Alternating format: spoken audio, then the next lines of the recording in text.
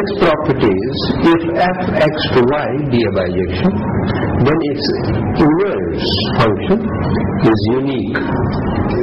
That means there cannot be two inverse functions for the same bijective function.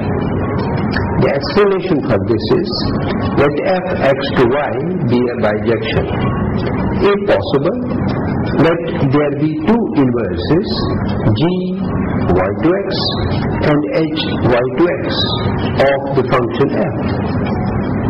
Since both are inverses, f o g is equal to identity y and g o f is equal to identity x, and f o h is equal to identity y and h o f is equal to identity x. We have to show that h is equal to g. That will show the uniqueness of the inverse.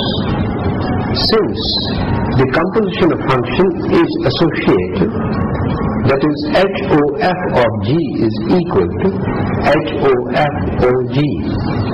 HOF is equal to identity x, OG is equal to HO identity of x, which is equal to GO, G is equal to H.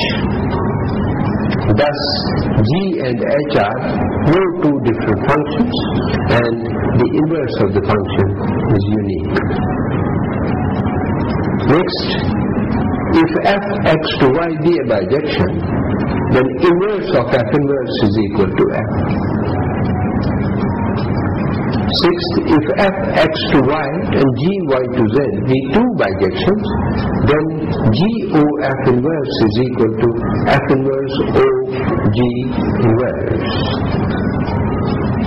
Consider the functions fx to y and x belong to x and y belong to y and z belong to z. Since fx to y, gy to z are bijections, range of f is equal to the domain of g is equal to y. Therefore, GOF x to z is also a bijection. Therefore, fx to y and gy to z implies GOF x to z are all invertible functions.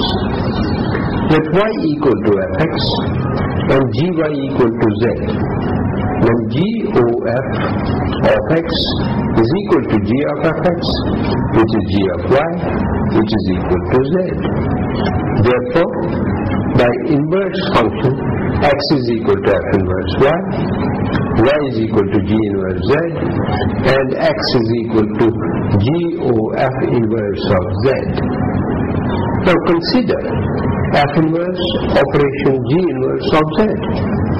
By composition functions, it will be f inverse of g inverse z. G inverse z, we know that is equal to y. Therefore, it becomes f inverse of y. F inverse y is equal to x. Therefore, f inverse OG inverse z is equal to x, which is equal to GOF whole inverse of z.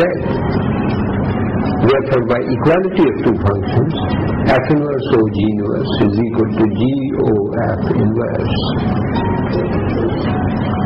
And another property of inverse functions is, if f is an even function, then f inverse is also an even function.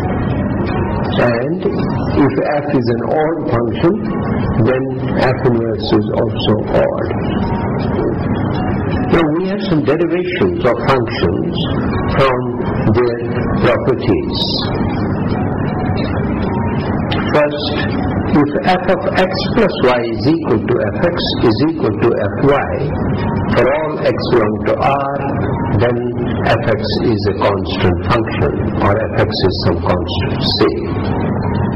Second, if f of xy is equal to fx into fy, for all x and y belong to R, then fx is equal to x raised to power n, where n is any real number. Third, if a times f of x plus 1 plus b times f of 1 upon x plus 1 is equal to 1, then fx is equal to 1 upon a plus b. where a plus b is not 0. So it is also a constant function. Fourth, if f of x plus 2 times f of 1 minus x is equal to x squared plus 2, then fx is equal to 2 upon 3 times x minus 2 whole square.